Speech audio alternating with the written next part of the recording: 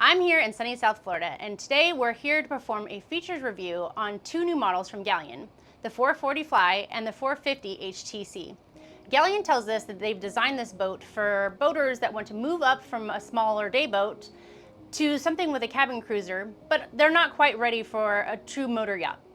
Galeon has two models in this size range. I'm on the 440 Fly, but they also have a express model, the 450 HTC. No flybridge, but you do get a sunroof, and it's got a sportier profile.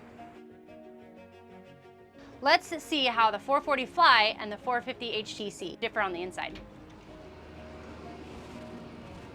Inside the salon area, really the only difference between the 440 Fly, which I'm on, and the 450 HTC is this space. You're not really losing much except for a little bit of headroom here where they've done a cutout for the stairs to the flybridge.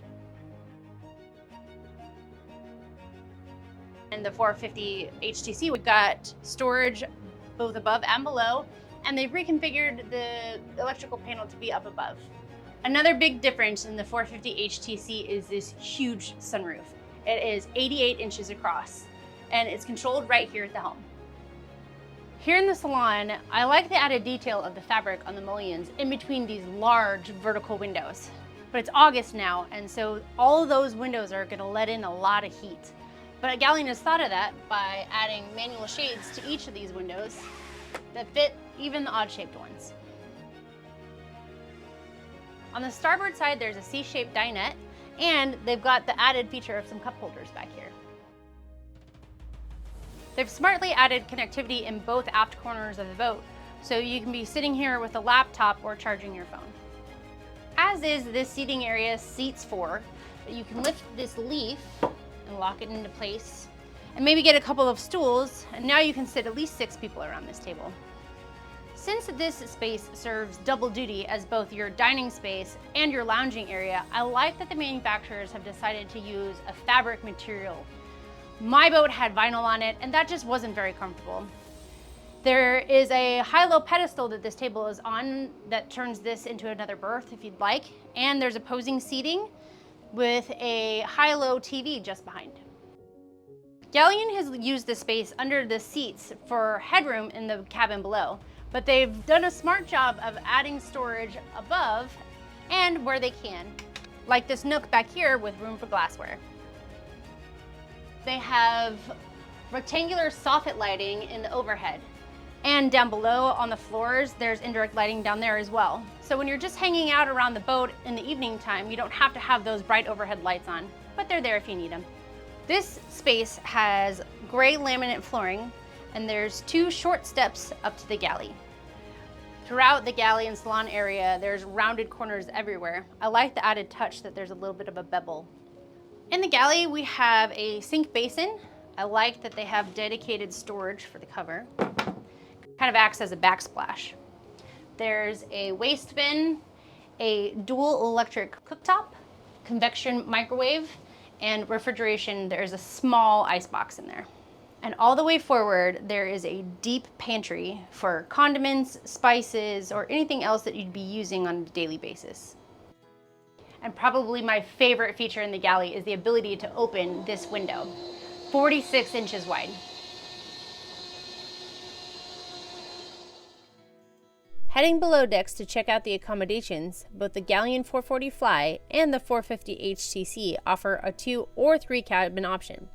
Both test vessels were equipped with the 2-stateroom, 2-head layout. Let's check out the forward cabin. The forward cabin comes standard with this scissor-style bed. You can't quite get around the side of it, but I do like that you can at least make a bed. On my catamaran, the bed went right up to the bulkheads, and it was just a pain to try and make that bed. This makes it a lot easier. You can also separate the two, so if you've got young kids on board, they each get their own space. Oftentimes at boat shows, I have customers ask me why the scissor berth when your heads are still together. Well, I say you just flip the beds around, put the pillow where your feet would go, and now you have 2 individual spaces. On the port side, there's a vanity with a mirror. It's a little awkward to get into this space. I kind of had to bring my legs up and over, but it's nice to have. On both sides of the beds, there's USB and outlets. You can also turn the lights off for this cabin while you're in bed. Another one of the complaints I had on my boat is that I had nowhere to put a glass of water at night. Having this storage space on both sides of the bed is a really nice feature. And there's a little bit of a lip there, so should you put something smaller here, it might not fall off if you get underway. Up above, there are 3 windows with an opening hatch in the center. You can remove the sun pad middle cushion and get a lot of extra natural light. And there's a large hanging locker that spans 29 inches on the inside. Another nice feature of this forward cabin are these large hull-side windows. While underway or at anchorage, you're still gonna have a great view of the seascape. The forward cabin has its own ensuite, but a cool feature of all the doors on this boat, and most Galeons I think, is this magnetic latch. So it's flush when the door is open, and as soon as the door closes, that magnet engages and now the door is latched.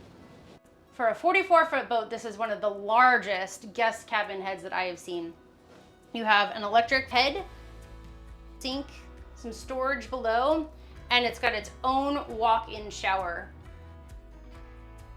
And a nice added feature is the rain shower up above. Not only is it an ensuite for that forward VIP cabin, but it also has access from the companionway to serve as a dayhead. This full beam midships cabin is a welcome surprise.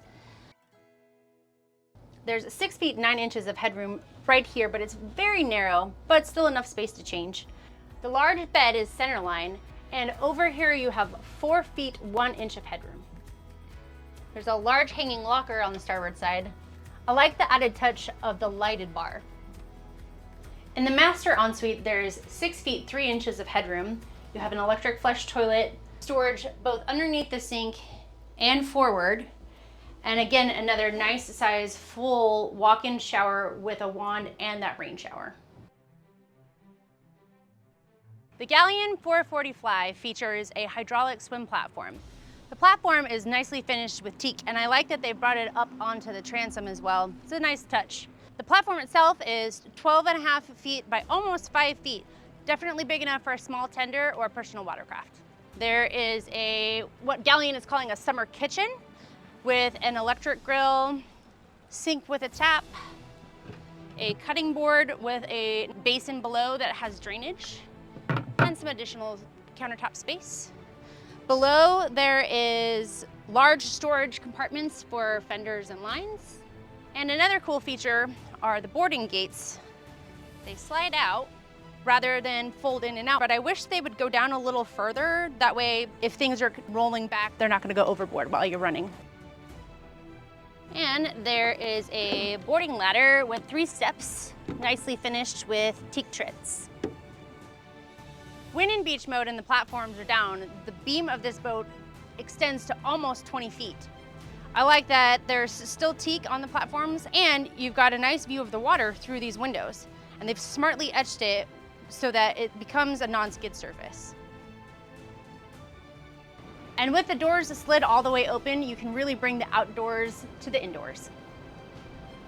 This aft seat has a backrest that can be moved forward and aft. And the seat also swivels so it can join the cockpit seating. The cockpit table is 63 inches when it's folded all the way out. I like the star design that they've got in the fiberglass. It gives it a little character. Also, this bolster flips backwards so that when the boat is in beach mode, you have a great view off the starboard side of the boat. Moving forward, let's go check out the bow. There are boarding gates on both sides of the boat. And when we come up here, we have a large sunbed. Probably 3 or 4 people can fit here.